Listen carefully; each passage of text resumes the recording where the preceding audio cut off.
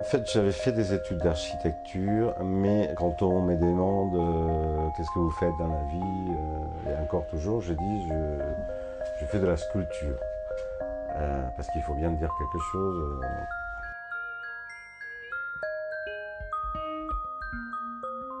Je me suis interrogé très tôt comment la sculpture, ça se voyait à travers un appareil photo ou une caméra. Parce que la caméra, c'est quelque chose qui peut tromper énormément. Et on peut tromper énormément à travers une caméra. C'est un pouvoir inouï qui nous échappe d'ailleurs. Et d'être conscient du fait qu'une caméra, c'est pas complètement innocent et que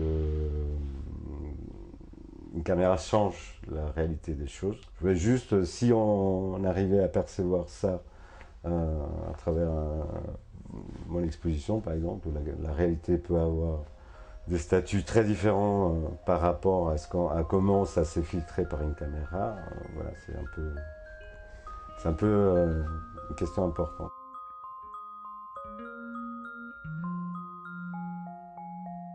Le format exposition, pour moi, c'est un lieu assez privilégié où on peut avoir les deux. C'est-à-dire d'avoir une intensité de ces images-là et une intensité du lieu avec des chaises qui ont quatre pattes et sur lesquelles on peut s'asseoir. Et on a quelqu'un à côté et quelqu'un en face et des gens qui passent. Donc, ce qu'on appelle la réalité matérielle en 3D. Voilà, l'exposition, c'est un lieu privilégié pour voir ça. Je crois beaucoup au mot situation.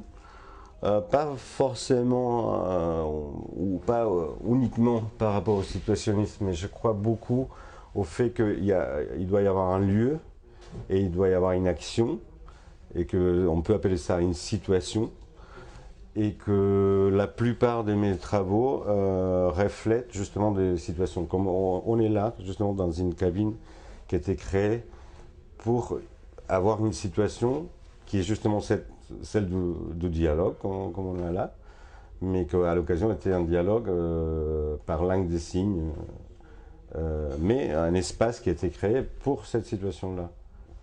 Une sorte de situation assez idéale pour parler. À l'occasion, quand j'ai présenté ça, c'était dans un centre commercial à Bruxelles, où sur les deux écrans, il y avait le film L'Aurore, Sunrise de Murnau, qui est pour moi la dernière super production de cinéma muet. Je proposais cette situation à 5 couples de personnes en Belgique, donc un néerlandophone et un francophone. Ça va? Donc là, ici, on va regarder un film. Je ne sais pas si c'est intéressant. Oui, on veut bien. Ah oui, un vieux film alors. Je pense de 1920. Oui. Film. Oui, c'est ça, un film, oui, très vieux film, oui, 1920, oui, quelque chose comme ça. Donc il n'y a pas de sous-titres, hein. Attention, c'est un film muet, hein. Donc c'est uniquement avec des mimiques, des expressions faciales. Tu l'as vu? Ah ben voilà, oui, comme Arthur, oui, exactement, oui. Il y a une question qui m'obsède depuis très longtemps, c'est est-ce qu'on peut habiter un décor?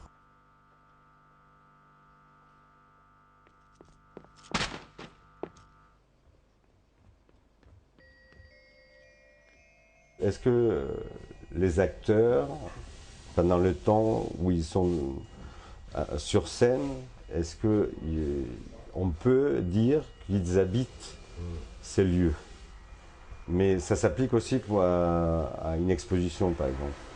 Est-ce qu'on peut dire que l'espace d'exposition, si cet espace d'exposition est arrangé d'une façon comme ci, comme ça, on peut habiter cet espace d'exposition. Et pour la ville, pareil, est-ce que habiter une ville, c'est juste habiter dans un appartement ou dans l'espace public ou est-ce qu'on habite aussi par la fiction, comme par exemple, à l'occurrence, le personnage d'un architecte, il habite ces lieux à travers une action.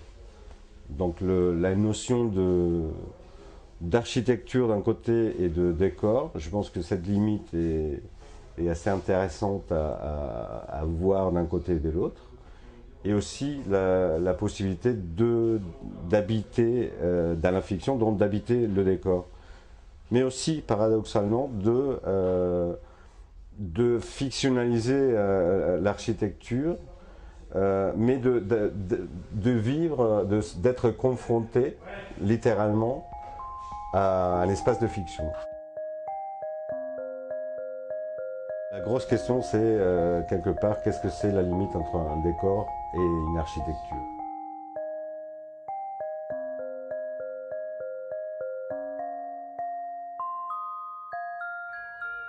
J'ai vu des images de manifestations dans la Russie après Révolution, où il y avait des grosses parades à la Hollywood, quelque part, qui étaient organisées, où tous les syndicats, les organisations des travailleurs manifestaient avec plein de décors ou des voitures pour l'occasion, etc. Et j'ai vu des images où il y avait des travailleurs comme ça qui présentaient les projets des bâtiments qui allaient être construits dans les programmes du gouvernement dans l'année à venir ou dans les années à venir. Et avec une sorte de fierté d'un projet que physiquement allait être construit, et donc la maquette en tant que projet d'un futur meilleur peut-être. Le cas de personnage d'un architecte, c'est qu'il porte des maquettes des bâtiments qui existent déjà. Il apporte une dose de fiction. La perception qu'on a de cette réalité change du fait qu'il y a quelqu'un qui représente la même chose, mais dans ce même scénario de réalité. Et en même temps, la question, c'est de comment interpréter ces gestes gratuits. Et littéralement, on a rencontré des gens parfois qui nous ont demandé et alors c'est quoi? C'est une protestation? Qu'est-ce que c'est? Mais je pense que c'est aussi dans cette ouverture justement de cette démarche purement gratuite et justement de déclencher des questions de comment on peut agir dans la vie individuellement. De poser la question de l'architecture en tant qu'un truc qu'on peut utiliser, mais de quelque chose qui devient aussi un décor ou une image, ou quelque chose sur laquelle on peut avoir un avis, ou voilà, donc déclencher toutes ces questions-là, justement.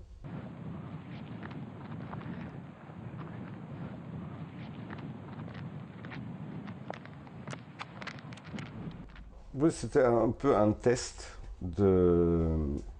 d'éprouver si ça existe justement un espace dans le monde où il y aurait moyen de garder une réalité et d'éviter que le fait d'avoir une caméra pourrait fictionnaliser ces lieux.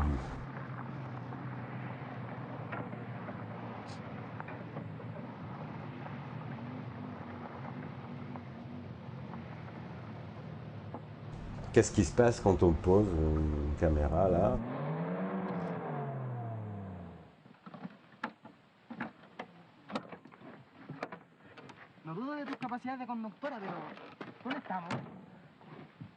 Ils jouent pas, c'est des vraies personnes. Le résultat finalement, c'est que peu importe ce que cette personne va faire, ça va devenir une fiction. Et pas que ça va devenir une fiction, c'est que tout l'espace autour va être contaminé par cet effet de fiction.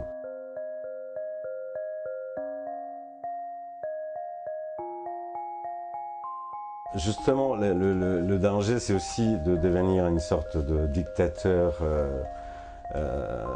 qui arrange l'espace d'une façon univoque.